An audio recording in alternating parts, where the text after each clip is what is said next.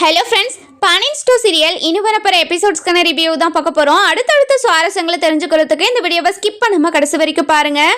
நம்ம கோமதி இருந்துட்டு ரொம்பவே கோவமா தங்கமயில் கிட்ட, இங்க பாருடி, உன்னதான் இவ பார்க்க வர சொல்லியிருந்தான்னு எனக்கு தெரிஞ்சிச்சுன்னா கண்டிப்பா நான் வந்திருக்கவே மாட்டேனே. இங்க பாரு மீனா, நீ ரொம்ப தேவையில்லாத வேலையெல்லாம் பார்த்துக்கிட்டு இருக்க மீனா அப்படின்னு சொல்லவும், இதை கேட்டு நம்ம பாக்கியம் இருந்துட்டு, என்னங்க என்ன உங்களை பார்க்கல, நாங்க வர கிடையாது, உங்களை தான் பார்க்க வர சொல்லியிருந்தான்னு எனக்கு தெரிஞ்சிருச்சுன்னா கண்டிப்பா என் பொண்ணை நான் கூட்டிட்டு வந்திருக்கவே மாட்டேன்.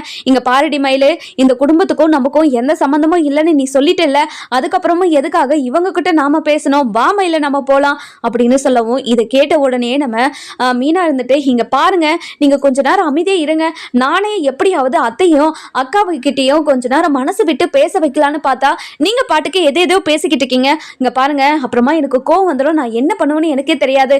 இங்க பாருங்க அத்தை, அக்கா ஒரு 10 நிமிஷம் என்ன சொல்றாங்கன்னு கேளுங்க அத்தை, எதுக்காக அத்தை இப்படி எல்லாம் பண்ணிக்கிட்டு இருக்கீங்க அப்படின்னு சொல்லவும், இங்க பாரு மீனா, எல்லா பிரச்சனையும் உன்னாலதான் எல்லா பிரச்சனையுமே ஸ்டார்ட் ஆகுறதே, நீ மட்டும் எந்த விஷயத்திலையும் தலையிடாம இருந்திருந்தனா எந்த பிரச்சனையுமே வராது மீனா அப்படின்னு சொல்லவும், இதை கேட்ட உடனே, இங்க பாருங்க அத்தை, நானே கெட்டவளா இருந்துக்கிறேன், பரவாயில்ல, மீனாக்கா மயிலாக்கா என்ன சொல்றாங்க ஏது சொல்றாங்கன்னு ஒரு நிமிஷம் பார்த்து அவங்க என்ன சொல்றாங்கன்னு கேட்டுட்டு போங்க அத்தை, ப்ளீஸ் அத்தை அப்படின்னு சொல்லி கெஞ்சவும், இங்க பாரு மீனா, அவ கூட பேசுறதுக்கு எனக்கு விருப்பமே கிடையாது அப்படின்னு நகர பாக்குறாங்க.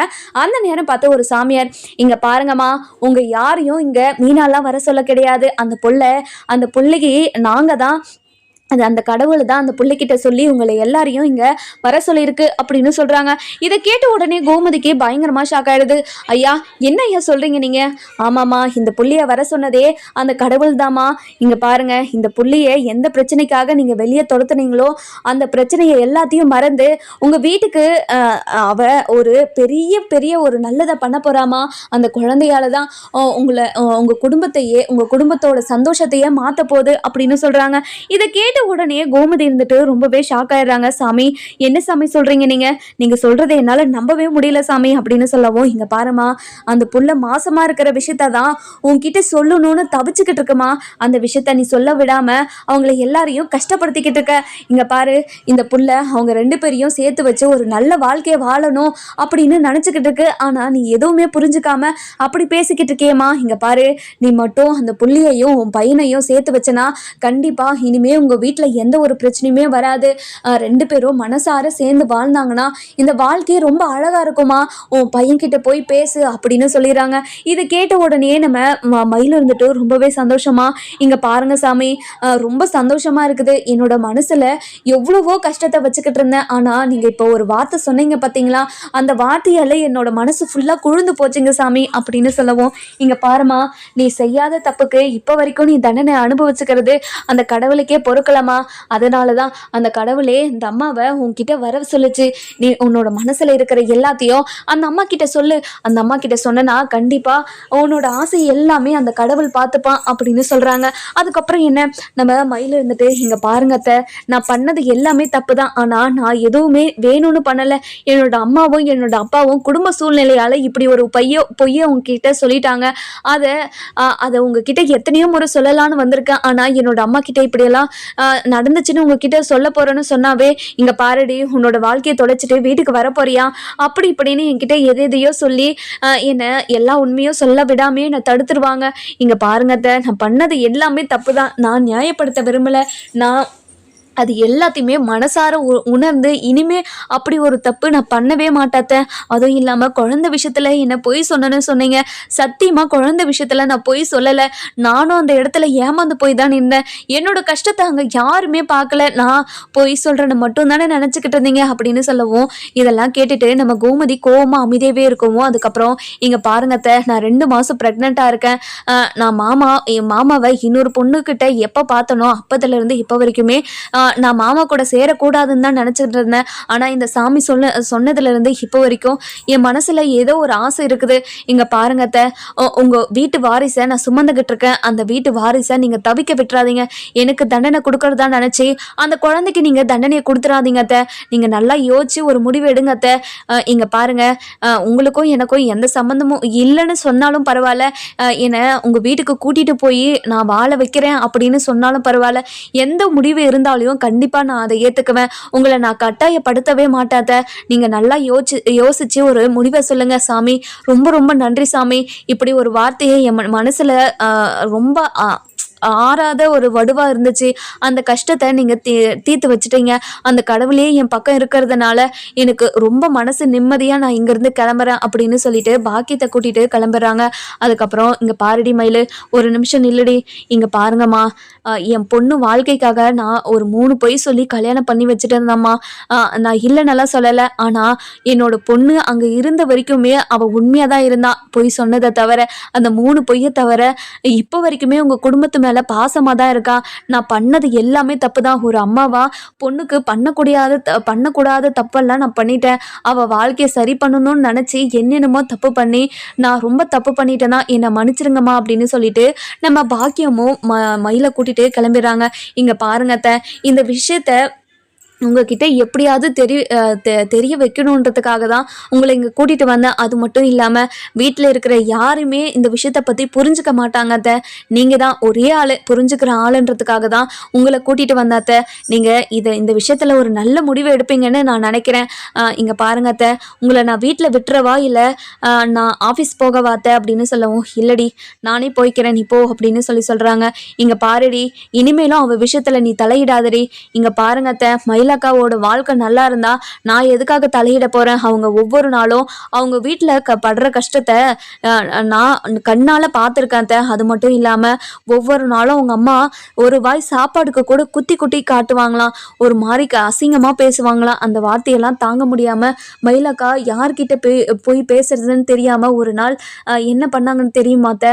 அவங்க கிணத்துல குதிக்க போயிட்டாங்க. நான் மட்டும் அதை பார்க்கலனா கண்டிப்பா அவங்க இந்நேரம் உயிரோடு கூட இருந்திருக்க மாட்டாங்க அப்படின்னு சொல்றாங்க. என்னடி சொல்ற நீ சொல்றதெல்லாம் உண்மையா? ஆமாத்த, அவங்க இப்படியெல்லாம் பண்ணாங்க. அதுக்காக தான் அத்தை உங்ககிட்ட ஒரு எல்லா விஷயத்தையும் உங்ககிட்ட தெரிவிக்கணும்னு தான் இது வந்தேன். என்னோட மனசுலேயே எல்லாத்தையும் போட்டு பூட்டி வச்சுக்கிறதுக்கு என் மனசு ரொம்ப கஷ்டமாக இருக்குது அத்தை. அதனால தான் உங்ககிட்ட சொல்லிட்டேன். இதுக்கப்புறம் முடிவு எடுக்க வேண்டியது உங்களோட பொறுப்பு அப்படின்னு சொல்லிட்டு கிளம்பிடுறாங்க. அதுக்கப்புறம் என்ன, நம்ம கோமதி இருந்துட்டு ரொம்ப நேரம் கோவிலே உக்காந்து யோசிச்சுக்கிட்டே இருக்கவும் அந்த நேரம் பார்த்து நம்ம பாண்டியன் வராரு. வந்த உடனே நம்ம கோமதி ரொம்பவே வருத்தமாக கோவிலில் உக்காந்துக்கிட்டு இருக்கிறத பார்த்த பாண்டியன் இருந்துட்டு பேசலாமா வேணாவான்னு கொஞ்ச நேரம் நின்று யோசிச்சுக்கிட்டே இருக்காங்க. அதாவது பேசலாம், நம்ம பொண்டாட்டிக்கிட்ட கோச்சிக்கிட்டு நம்ம எங்கே போக போகிறோம், நம்ம போய் பேசுவோம் அப்படின்னு சொல்லிட்டு கோமதி கிட்ட போய் உட்காடுறாங்க. உட்கார்ந்த உடனே நம்ம கோமதி எதுவுமே கண்டுக்காம அப்படியே தகச்சு போய் ஒரு மாதிரி யோசிச்சுக்கிட்டே இருக்கவும், என்ன இவ நான் உட்காந்தது கூட தெரியாம அவ பாட்டுக்கு யோசிச்சுக்கிட்டே இருக்கா, என்னாச்சு இவளுக்கு? கோமதி கோமதி அப்படின்னு சொல்லி கூப்பிடவும் அவங்க எதுவுமே கண்டுக்காத மாதிரி ஒரு மாதிரி உக்காந்துக்கிட்டே இருக்காங்க. அதுக்கப்புறம் என்ன, கோமதி என்னாச்சு கோமதி அப்படின்னு தட்டி கூப்பிடுறாங்க. அதுக்கப்புறம் என்ன, கோமதி இருந்துட்டு டக்குன்னு அப்படியே திரும்பி பார்க்குறாங்க. நம்ம பாண்டியன் இருக்கிறத பார்த்துட்டு பயங்கரமாக ஷாக் ஆகிடுது. ஏங்க நீங்கள் எப்போங்க வந்தீங்க அப்படின்னு சொல்லி கேட்கவும், இங்கே பாரு கோமதி, என்னாச்சு உனக்கு? எதுக்காக கோவிலில் உக்காந்து இவ்வளோ நேரம் யோசிச்சுக்கிட்டு இருக்க? எனக்கு ஒன்றும் புரியல. நானும் ரொம்ப நேரமாக ஒன்று பார்த்துக்கிட்டு தான் இருக்கேன். என்னாச்சு உனக்கு அப்படின்னு சொல்லி கேட்கவும், இங்கே பாருங்க, நம்ம பையனோட வாழ்க்கை என்ன ஆகும்னு நினச்சாவே எனக்கு ரொம்ப பயமாக இருக்குங்க. சரவணன் நினச்சி தான் இப்போ ரொம்ப வருத்தப்பட்டுக்கிட்டு இருந்தேன். அந்த மயிலையும் அவங்க அம்மாவையும் இன்னைக்கு பார்த்தேன். அவங்க என்கிட்ட என்னென்னலாம் சொன்னாங்க தெரியுமாங்க அப்படின்னு நடந்த விஷயத்த எல்லாத்தையும் நம்ம பாண்டியன் கிட்ட சொல்கிறாங்க. பாண்டியன் கேட்ட உடனே ரொம்பவே ஷாக் ஆயிடுறாங்க. என்ன கோமதி, அந்த புள்ள 2 மாதம் ப்ரெக்னெண்ட்டாக இருக்குதா? அதுவும் இந்த சாமியார் வேற சொன்னாங்களா, அந்த கடவுள் தான் இங்கே வர வச்சுச்சா? நீ சொல்கிறதெல்லாம் கேட்டால் எனக்கு தலையை சுற்றுற மாதிரி இருக்குது. அது மட்டும் இல்லாமல் கொஞ்ச நாளைக்கு முன்னாடி தங்கமயிலு தான் செஞ்ச தப்பெல்லாம் நினச்சி மனசு உறுத்தி போய் சாவறதுக்கே போயிட்டாலாங்க. இதை கேட்ட உடனே எனக்கு ரொம்ப மனசு வருத்தமா ஆயிடுச்சு தெரியுங்களா. எனக்கு ரொம்ப பயமா இருக்குது. சரவணனோட வாழ்க்கையில என்னென்ன இருக்குன்னு நினைச்சாவே எனக்கு அவ்வளோ பயமா இருக்கு. சரவணனோட வாழ்க்கையில நம்ம முடிவு எடுக்கிறதா இல்லை அவன் வாழ்க்கையை அவன் முடிவு எடுக்கிறதானே எனக்கு ஒண்ணுமே புரியல. எனக்கு ஒரு மாதிரி கஷ்டமா இருக்குது அப்படின்னு சொல்றாங்க. இங்க பாரு கோமதி, இந்த விஷயத்துல உனக்கு என்ன தோணுது சொல்லு. நீ அதாவது நம்ம நம்ம கதிரோட வாழ்க்கையிலும் நீ சரியான ஒரு முடிவு எடுத்து அவங்களுக்கு கல்யாணம் பண்ணி வச்சதுனால தானே அவங்க ரொம்ப சந்தோஷமா இருக்காங்க. அதே மாதிரி இப்போ சரவணனோட வாழ்க்கையில உனக்கு என்ன பண்ணணும்னு தோணுது? இப்போ ஒரு இக்கட்டான சூழ்நிலையில தான் நம்ம இருக்கோம். இப்போ கதிரோட வாழ்க்கையிலயும் இக்கட்டான சூழ்நிலையில தான் ஒரு முடிவு எடுத்த. இப்போ நம்ம 2 பேருமே இக்கட்டான சூழ்நிலையில இருக்கோம். உனக்கு இப்போ என்ன பண்ணா சரியா இருக்கும்னு நீ நினைக்கிற அப்படின்னு சொல்லி கேட்குறாங்க. ஏங்க, அந்த மயிலை நம்ம வீட்டுக்கு கூட்டிட்டு வரலாம் தாங்க எனக்கு தோணுது. அது மட்டும் இல்லாம மயில் பண்ண தப்புக்கு நம்ம வீட்டு வாரிச தண்டனை அனுபவிக்கிற மாதிரி இருக்குங்க. அதுதான் எனக்கு நினைச்சாவே எனக்கு ரொம்ப கஷ்டமா இருக்குதுங்க. சரவணன் கிட்ட எப்படியாவது பேசணுங்க அப்படின்னு சொல்றாங்க.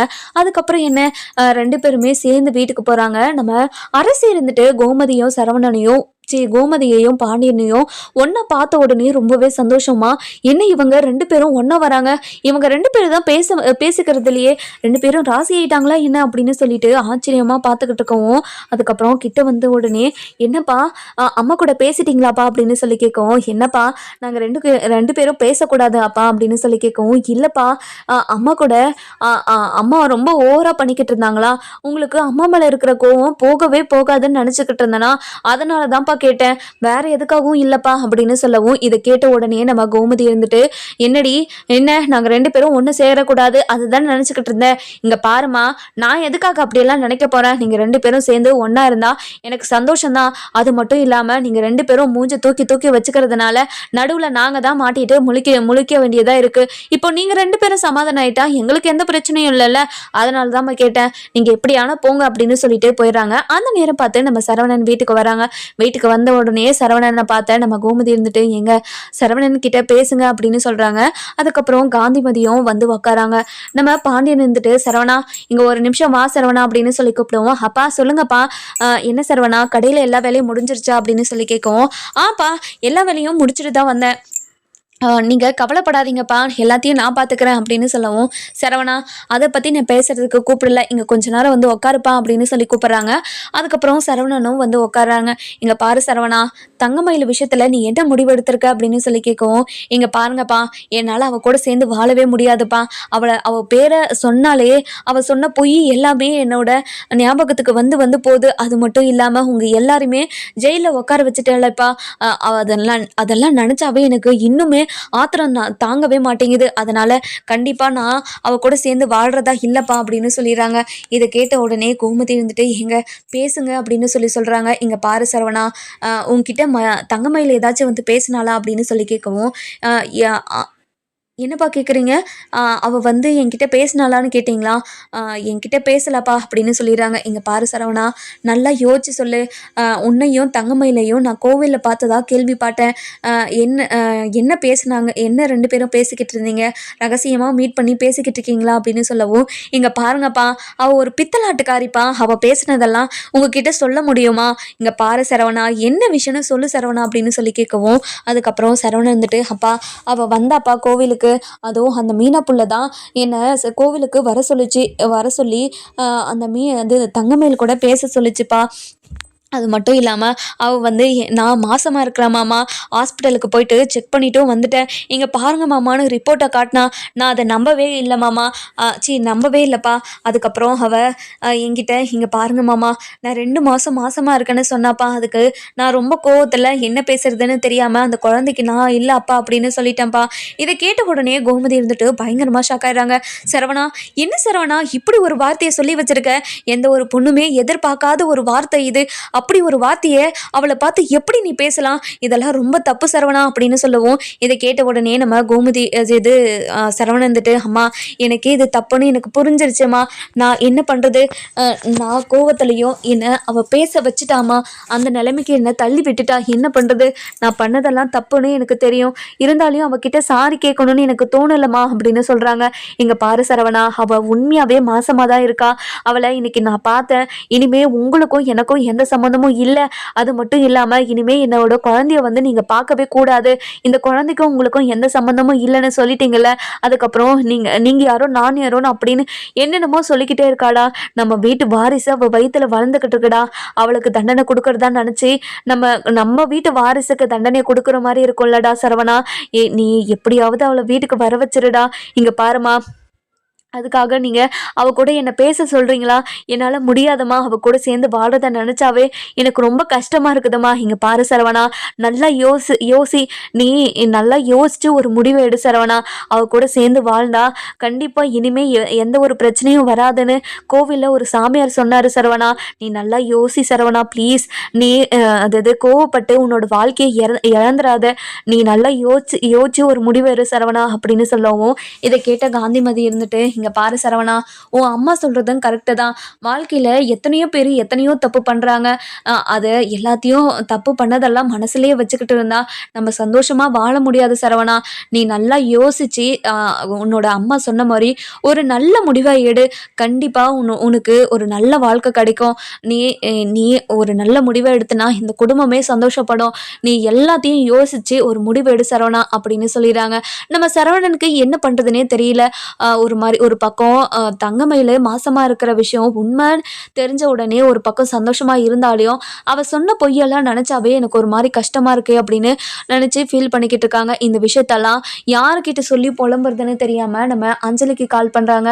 கால் பண்ணி, அஞ்சலி உனக்கு இந்த நேரத்தில் ஃபோன் பண்ணி உன்னை தொந்தரவு பண்ணிட்டேனா அஞ்சலி அப்படின்னு சொல்லி கேட்கவும், இதை கேட்ட உடனே நம்ம அஞ்சலி இருந்துட்டு, இங்கே பாரு சரவணா, நான் எதுக்காக கஷ்டப்பட போகிறேன்? எனக்கு பேசுறதுக்கு ஆளே இல்லை. நீ அடிக்கடிக்கு ஃபோன் பண்ணி பேசுறது எனக்கு கொஞ்சம் ஆறுதலாக இருக்குது சரவணா. நீ கவலைப்படாத, சொல்லு சரவணா, என்ன விஷயம் அப்படின்னு சொல்லி கேட்கவும், இல்லை அஞ்சலி, என்னோட அப்பாவும் அம்மாவும் என்கிட்ட இன்னைக்கு ஒரு விஷயத்த சொன்னாங்க. அன்னைக்கு நான் என்னோட ஒய்ஃபு பார்த்தேன்னு சொன்னேன்ல, என்னோட ஒய்ஃப் ப்ரெக்னெண்ட்டாக இருக்கான்னு சொன்னேன்ல, அது எல்லாமே உண்மையா? அது மட்டும் இல்லாமல் ஒரு சாமியார் 2 பேரும் சேர்ந்து வாழ்ந்தா ரொம்ப சந்தோஷமாக இருக்கும். இந்த வாழ்க்கையை ஏற்றுக்கிட்டு வாழு சரவணான்னு என்கிட்ட என்னோட அம்மாவும் என்னோட அப்பாவும் வந்து கேட்டாங்க. அதுக்கு எனக்கு என்ன பதில் சொல்கிறதுனே தெரியல. என்னோட அம்மா நல்லா யோசித்து ஒரு பதிலை சொல்லுன்னு என்கிட்ட சொன்னாங்க. எனக்கு என்ன பண்ணுறதுன்னு தெரியல அஞ்சலி அப்படின்னு சொல்லவும், இங்கே பாரு சரவணா, நானாக இருந்தாலையும் அதை தான் சொல்லியிருப்பேன். இங்கே பாரு சரவணா, அவங்க தப்பு பண்ணியிருந்தாலையும் அவங்க ரொம்ப பாவம் சரவணா. அது மட்டும் இல்லாமல் அவங்க என்ன சூழ்நிலை இருந்து இதெல்லாம் பண்ணாங்கன்னு தெரியல. நீ அவங்க கிட்ட கொஞ்ச நேரம் மனசு விட்டு பேசினா அவங்க பக்கம் இருக்கிற நியாயத்தையும் அவங்க கிட்ட சொல்கிறதுக்கு வாய்ப்பு இருக்குல்ல. அவங்க பக்கம் இருக்கிறத சொன்னால் உனக்கு கொஞ்சம் மனசு ஆறுதலாகவும் இருக்கும்ல. ஐயோ, இவ்வளோ கஷ்டத்தை அனுபவிச்சவ நம்ம கிட்ட இவ்வளோ பொய் சொன்னதுக்கு இவ்வளோ கஷ்டத்தை அனுபவிச்சிருக்காங்கன்னு நீயும் கொஞ்சம் தெரிஞ்சுப்பல்ல சரவணா. நீ இந்த வாழ்க்கையை ஏற்றுக்கிறது தான் நல்லதுன்னு எனக்கு தோணுது. நீ யோசிச்சு நல்லா ஒரு முடிவு எடு சரவணா. உன்னை எல்லாரும் கட்டாயப்படுத்துறாங்கன்னு நீ எல்லாம் யோசிக்காத. உன்னோட ஒய்ஃபுக்கு தண்டனை கொடுக்குறேன்னு நினச்சி உன்னோட குழந்தைக்கு தண்டனை கொடுத்துடாத. எல்லாருமே அதுதான் சொல்லுவாங்க சரவணா. நீ கொஞ்சம் யோசிச்சு பாரு சரவணா அப்படின்னு சொல்லிடுறாங்க. இதை கேட்ட உடனே நம்ம கோமதி இருந்துட்டு பாண்டியன் இருந்துட்டு சரவணன் கிட்ட போயிட்டு, சரவணா ஒரு நிமிஷம் வெளியே வா சரவணா அப்படின்னு சொல்லி கூப்பிடுவோம். அஞ்சலி, அப்பா கூப்பிட்றாங்க அஞ்சலி, நான் அப்புறம் கூப்பிட்றேன் இரு அப்படின்னு சொல்லிட்டு கட் பண்ணிட்டு வெளியே வந்து, அப்பா சொல்லுங்கப்பா அப்படின்னு சொல்லி கேட்கவும், இங்கே பாரு சரவணா, இந்த விஷயத்தில் உன்னை கட்டாயப்படுத்துகிறனால நினைக்காத சரவணா. உன்னோட வாழ்க்கை நல்லா இருக்கணுன்றதுக்காக தான் இது எல்லாத்தையுமே பண்ணிக்கிட்டு இருக்கேன். நான் தான் உன்னோட வாழ்க்கையை கெடுத்துட்டேன். சரியாக விசாரிக்காமல் போய் உன்னை ஒரு பாலங்கழுத்தில் தள்ளிய விட்டுட்டேன். பரவாயில்ல, என்னை மன்னிச்சிரு சரவணா. இருந்தாலும் இதில் உன்னை கட்டாயப்படுத்துகிறனா காரணம் உன்னோட குழந்தை தான். உன்னோட குழந்தைக்கு நீ அப்பாவாக இருக்கிறதுனால நீ அந்த குழந்தைக்கு தண்டனையை கொடுத்துறாத சரவணா அப்படின்னு சொல்லிட்டு கையெடுத்து கும்பிட்றாங்க. அப்பா, என்னப்பா நீங்கள் போய் என்கிட்ட கையெடுத்து கும்பிட்றீங்க, அப்படியெல்லாம் பண்ணாதீங்கப்பா அப்படின்னு சொல்லிட்டு சொல்லவும், இங்கே பாரு சரவணா, நல்லா யோசிச்சு நீ ஒரு நல்ல முடிவை எடுப்பேன்னு எனக்கு தோணுது அப்படின்னு சொல்லிட்டே கிளம்பிடுறாங்க. அதுக்கப்புறம் நம்ம கோமதி இருந்துட்டு, இங்கே பாருங்க, நீங்கள் என்கிட்ட பேசுவீங்கன்னு நினச்சி கூட பார்க்கல தெரியுமா? எப்படி உங்களுக்கு என்கிட்ட பேசணும்னு தோணுச்சு? இங்கே பாரு கோமதி, உன்கிட்ட எனக்கு நிறைய டைம் பேசணும்னு தோணுச்சு தான், நான் இல்லைன்னெல்லாம் சொல்லலை. நீ ரொம்ப ஓவராக பண்ணிக்கிட்டே இருந்தியா, அதனால தான் கோச்சிக்கிட்டு நான் போயிட்டேன்.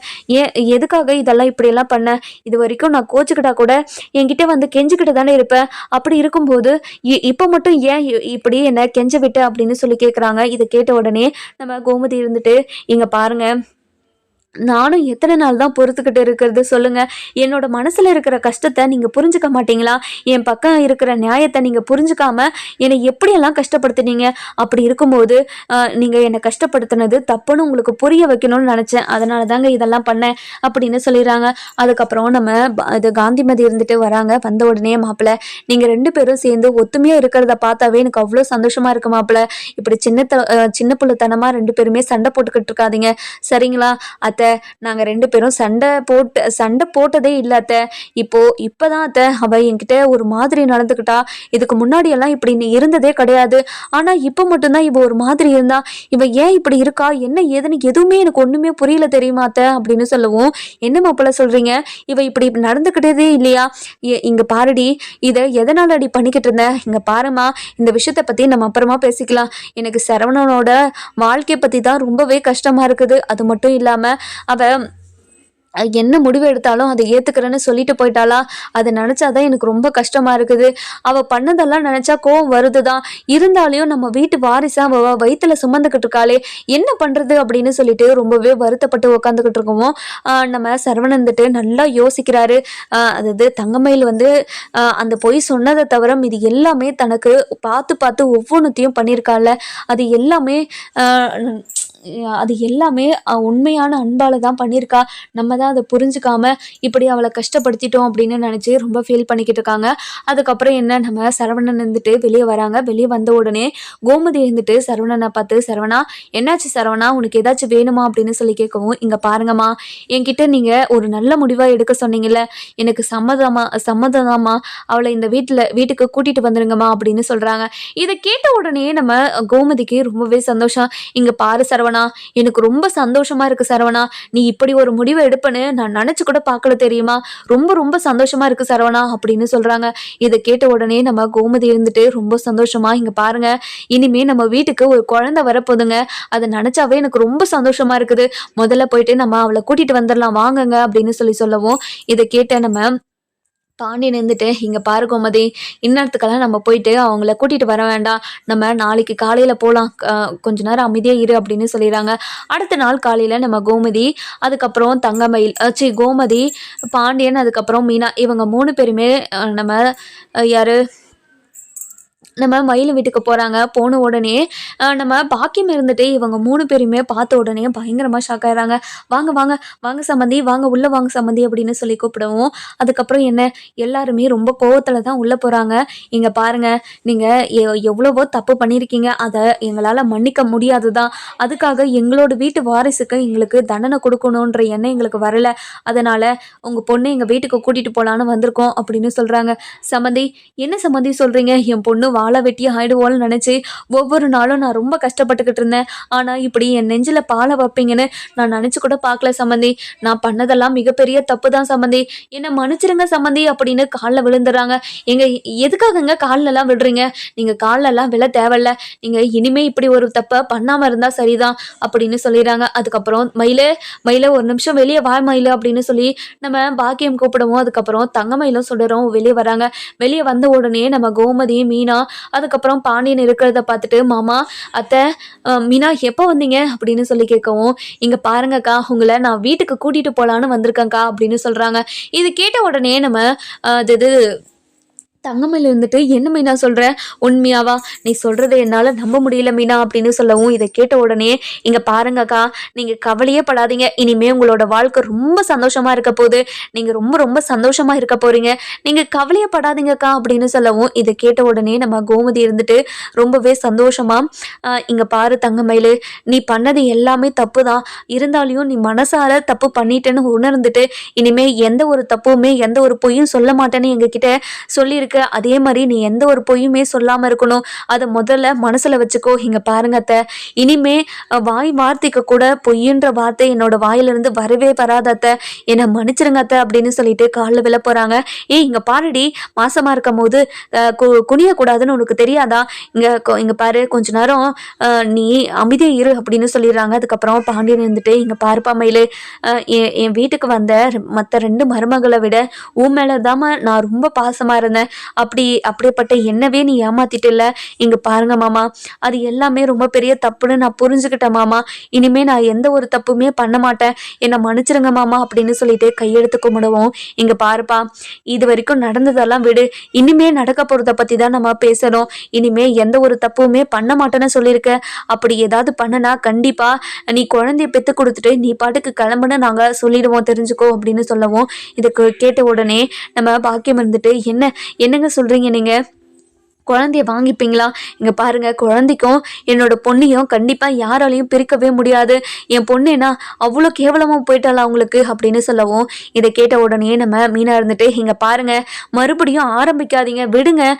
இங்க பாருங்க அத்தை, இனிமே மயிலாக்கா எந்த ஒரு பொய்யுமே சொல்ல மாட்டாங்க. நம்ம வீட்டுக்கு கூட்டிட்டு போகலாம் வாங்க அத்தை அப்படின்னு சொல்லிட்டு நம்ம தங்கமயில கூட்டிட்டு வீட்டுக்கு போயிடறாங்க. வீட்டுக்கு போன உடனே நம்ம சரவணன் இருந்துட்டு ரூம்லேயே தான் உட்காந்துக்கிட்டு இருக்காங்க. அதுக்கப்புறம் நம்ம மீனா இருந்துட்டு, அக்கா மாமா உள்ளதான் இருக்காரு, போங்க பேசுங்க போங்க அப்படின்னு சொல்லிட்டு உள்ள அனுப்பி வைக்கிறாங்க.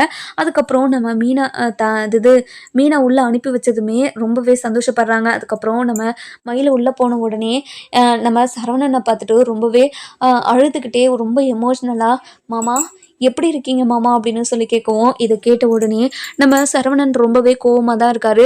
இங்க பாருடி, உன் மேல நான் எவ்வளோ கோவமா இருக்கேன் தெரியுமா? ஆனா இருந்தாலும் என் பிள்ளைக்கு எந்த ஒரு கஷ்டத்தையும் கொடுக்க கூடாதுன்னு தாண்டி உன்னை இந்த வீட்டுக்கு வர சொன்னேன். இல்லைன்னா உன்னை இந்த பக்கமே வர சொல்லியிருக்க மாட்டேன்டி அப்படின்னு சொல்றாங்க. இங்க பாருங்க மாமா, நான் பண்ணது எல்லாமே தப்பு தான், நான் இல்லைன்னெல்லாம் சொல்லலை. அதுக்காக என்னை மன்னிச்சிருங்க மாமா, ப்ளீஸ் மாமா அப்படின்னு சொல்லிட்டு கெஞ்சவும், இங்க பாருடி, இந்த மாதிரி கெஞ்சற வேலைலாம் என்கிட்ட வச்சுக்காத. நீ யாரு என்னன்னு எல்லாமே எனக்கு தெரிஞ்சிருச்சு. இனிமே உன்னை நம்புறதாவும் இல்லை. என் பிள்ளைக்காக மட்டும்தான் உன்னை வர சொன்னேனே தவிர உன் கூட சேர்ந்து சந்தோஷமா வாழ்றதுக்காகலாம் இல்லடி அப்படின்னு சொல்லிடுறாங்க. இதை கேட்ட உடனே நம்ம மயில இருந்துட்டு, இங்க பாருங்க மாமா, நீங்க என்னை வீட்டுக்குள்ள சேர்த்துனதே எனக்கு ரொம்ப பெரிய சந்தோஷம் தான் மாமா. இனிமே நான் வேற எதுவுமே எதிர்பார்க்க மாட்டேன் அப்படின்னு சொல்றாங்க. இதை கேட்ட உடனே நம்ம தங்கமயில இருந்துட்டு ரொம்பவே சந்தோஷப்படுறாங்க. இங்க பாருங்க மாமா அப்படின்னு சந்தோஷப்படுறாங்க. நம்ம சரவணன் இருந்துட்டு இனிமே மனசு வர மாட்டாரான்னு சொல்லிட்டு நம்ம வர